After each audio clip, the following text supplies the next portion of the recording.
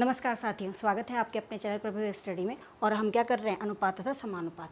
आज अनुपात और समानुपात का एक दूसरा क्वेश्चन है, इसको सॉल्व करते हैं।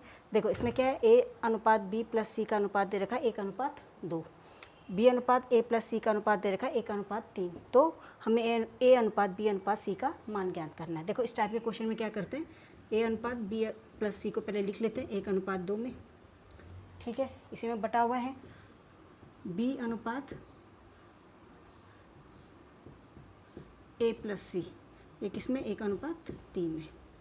देखो कभी भी अनुपात में क्वेश्चंस हो, ठीक है ना, आपको दे रखा और ए बी सी की वैल्यू निकालनी। सबसे पहले इसमें देखिए कि इन तीनों में ए बी सी दिख रहा है। चाहे इसमें देखिए ए बी सी है, अनुपात में क्या है उससे कोई लेना देना नहीं। इसमें देखिए ए बी सी ना, ए बी सी है, ठीक है। इसमें भी क्या है, ए बी सी है। इस कंडीशन में क्या करते हैं, पहले इन दोनों का डिफरेंस देखते हैं, योग करते हैं, ऐड करके देखेंगे कितना आ रहा है 3। यहाँ पे योग करेंगे तो कितना आ रहा है 4। कितना आ रहा है आपके पास 4। यहाँ कितना आ रहा है 3 और यहाँ 4। हम क्या करेंगे, इनका जो अनुपात है ना उसको बराबर करने की कोशिश करेंगे। बराबर कैसे करेंगे, जब इसमें क्या करूँगी, बराबर कैसे होगा, जब अलग अलग दे रखा है तो ये वाला 3 है ना, इसका मल्टीप्लाई यहाँ हो जाएगा और इस 4 का मल्टीप्लाई यहाँ हो जाएगा, ठीक है। क्या करते हैं, इस वाले का मल्टीप्लाई यहाँ और इस वाले का मल्टीप्लाई यहाँ, तो यहाँ 3 का मल्टीप्लाई कर लिया, यहाँ 4 का मल्टीप्लाई कर दिया। समझ गए, क्या है ऐड, क्या है 3 आ रहा है, अंतर इसमें 3 है इसमें 4 है, ठीक है। तब क्या होगा, इनको सेम करने के लिए हम इनको क्या करेंगे, इस 4 को मल्टीप्लाई यहाँ से करेंगे और इसका यहाँ मल्टीप्लाई कर देंगे, ठीक है ना। तो मल्टीप्लाई किया तो क्या हुआ, 4 दिया 12, मतलब इस 4 का मल्टीप्लाई इस 3 के साथ नहीं करना है, इस 4 का मल्टीप्लाई यहाँ करना है इनके साथ, इस 3 का मल्टीप्लाई यहाँ करना है। तो कितना हो गया 4:8 हो गया। और फिर क्या होगा, 3 का 3 3 9 और यहाँ 3:9। अब देखो इनके बीच में गैप सही है, 8 4 12, 9 3 12 हो गया। अब क्या पूछा हमसे, ए अनुपात बी अनुपात सी, ये वैल्यू पूछी हुई है।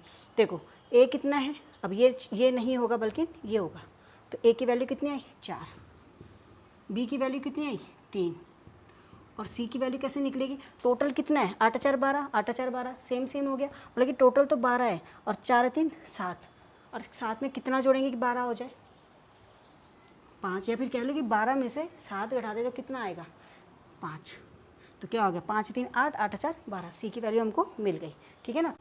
हमने क्या किया, क्या ये सेम हो गए 12, अब ये भी 12 हो गए, ठीक है ना।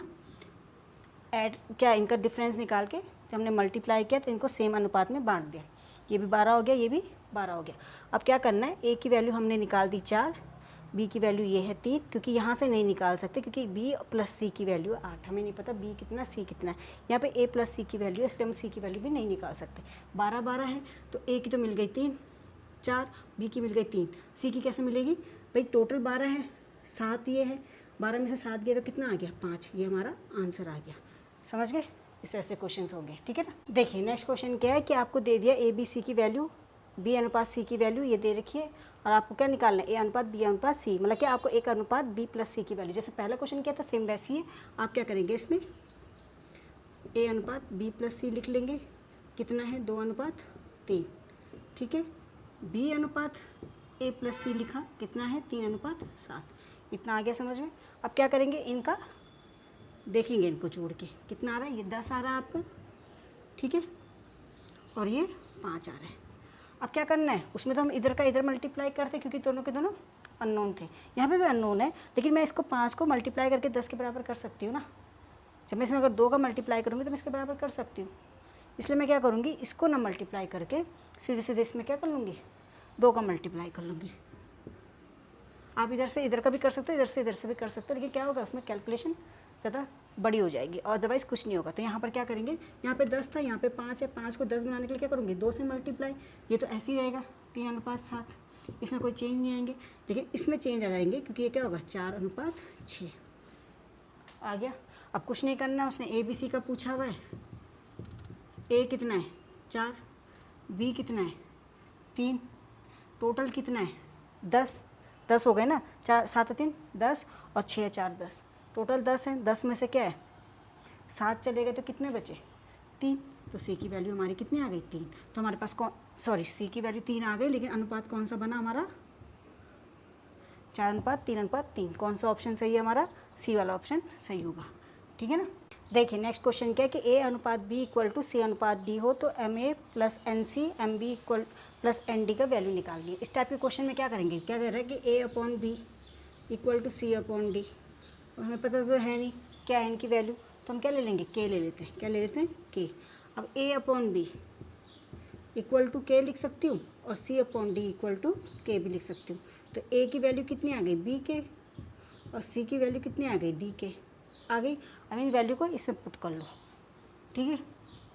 चाहे आप ए की वैल्यू निकालो, चाहे यहाँ से बी की वैल्यू निकालो, आपकी मर्जी है। तो देखो एम ए की वैल्यू कितनी आई आपकी, बी के आ गई, प्लस एन मल्टीप्लाई, यहाँ पे मल्टीप्लाई कर दिया, सी की वैल्यू कितनी है, डी के upon M B plus N D, ये आ गया। यहाँ से मैं क्या कर रही हूँ, के कॉमन ले रही हूँ। क्या ले रही हूँ, के। यहाँ ऊपर क्या बचा, एम मल्टीप्लाई बी, क्या हो गया, M B plus N multiply D N D upon M B plus N D, यही तो बचा। इसमें से इसको काट दूँ, क्या आया हमारे पास आंसर, के। अब देखो ये आंसर जो होगा ना ऑप्शन के अकॉर्डिंग होगा। के की वैल्यू कितनी है हमारे पास, ए अपॉन बी और सी अपॉन डी, मतलब के की वैल्यू हमारे पास क्या आ रही है, ए रेशो बी या फिर के equal to C ratio D, दोनों कंडीशन। अब ऑप्शन में कौन सा नंबर है वो देखना पड़ेगा। यहाँ पर क्या दे रखा हमको ऑप्शन में, ए रेशो बी, तो हमारा आंसर कौन सा हो जाएगा, ये वाला ऑप्शन सही हो जाएगा, ठीक है ना। इन क्वेश्चन को इस तरह, क्वेश्चन क्या है आपको दे दिया नंबर, ये आपको दे रखा है और आपको ए रेशो बी की वैल्यू निकालनी है। तो आप कैसे करोगे, इसको लिख लो सीधे, 2a plus 3b upon 3a minus 2b, ठीक है। कितना है इसके, अब क्या कर ले, क्रॉस मल्टीप्लाई कर दो, सीधे सीधे क्रॉस मल्टीप्लाई कर दो, तो क्या होगा 9 2a प्लस 3b, ये हो गया 19 3a माइनस 2b, ठीक है ना। ये इसका मल्टीप्लाई इसके साथ और इसका मल्टीप्लाई इसके साथ, कितना हो गया 18a, ये 27b, मतलब कि एक बार इसके साथ और एक बार इसके साथ, यहाँ भी एक बार इसके साथ और एक बार इसके साथ होगा, ठीक है। ये 57a हो गया और 19 दूनी क्या होता है 38, तो क्या होगा 80b। आ गया समझ में। अब क्या करना है, इसको ए को एक साथ और बी के साथ, इसको मैं इधर लेके जाती हूँ। 57a ये प्लस में है तो क्या होगा माइनस में हो जाएगा, ठीक है। और क्या है इसमें, यहाँ पे 27b है, ये b को मैं इधर ले आती हूँ तो क्या होगा 38b हो जाएगा, ठीक है। अब देखो इसमें क्या होगा, इसमें 17 में से 8 गए 9, 4 में से 1 गया 3, तो 39a आ गया। अब यहाँ पर क्या है 7 7 14 और 1 15, कितना है 65b, ठीक है। अब क्या पूछा हमको, ए रेशो बी, ए रेशो बी मतलब यहाँ पे क्या करेंगे, ए को तो ऐसे रहने देंगे, बी को इधर लेके चले जाओगे तो 65/39, तो किससे जा रहा है, 3 13 से कट रहा है, 13 पंजे 65, 13 13 26 33 39, तो कितना रेशो आ रहा है 5/3, तो हमारा आंसर कितना आ रहा है 5/3। कौन सा ऑप्शन, डी वाला ऑप्शन सही हो जाएगा, ठीक है ना।